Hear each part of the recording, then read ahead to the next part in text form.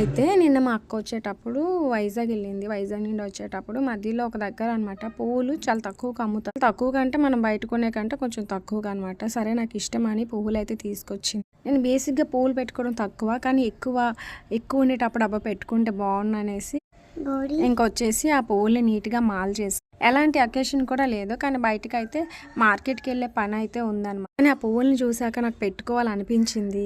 కానీ లాస్ట్లో ఏమనుకున్నానంటే, నేను ఇన్ని పువ్వులు పెట్టుకొని వెళ్తే చూసేవాళ్ళు ఏమనుకుంటారో, ఆటోలో వెళ్తే ఇదేంటి ఊరి నుండి వచ్చిందని అనుకుంటారు, లేకపోతే నన్ను వింతగా చూస్తారు. ఇలా ఆ చిన్న పువ్వులు పెట్టుకోవడానికి నేను ఎన్నెన్నో ఆలోచించుకొని ఇంక పెట్టుకోకుండా అయితే వెళ్ళి సామాన్లు అయితే కొనేసుకొని వచ్చేసాను. ఇంటి దగ్గర ఏదో పని చేస్తూ నేను అలా ఆలోచించినప్పుడు నాకు ఒకటి అనిపించింది అనమాట.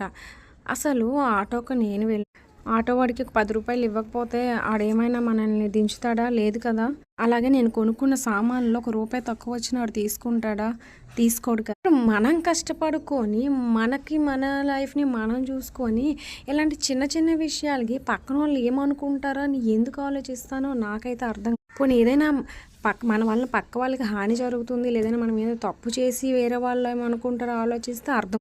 ఇలాంటి పువ్వులు, చిన్న చిన్న బట్టలు, ఇలాంటి విషయాల్లో కూడా ముక్కు మొహం తెలియని వాళ్ళు ఏమనుకుంటారని అలాంటి చిన్న చిన్న సరదాలని కూడాను త్యాగం చేస్తే అసలు ఏంటి, నేను నా లైఫ్ ఏంటి ఇలాంటి చిన్న దాంట్లో ఇరుక్కుపోవడం ఏంటి అనేసి అనుకున్నాను.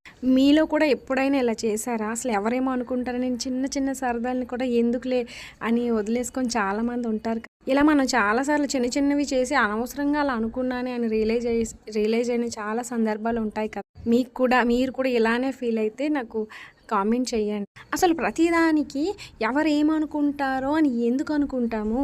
మన వలన ఒకరికి హాని జరగదు అనుకుంటే మనకు నచ్చిన పని మనం చేసుకోవడమే అని మళ్ళీ రియలైజ్ అయ్యాను.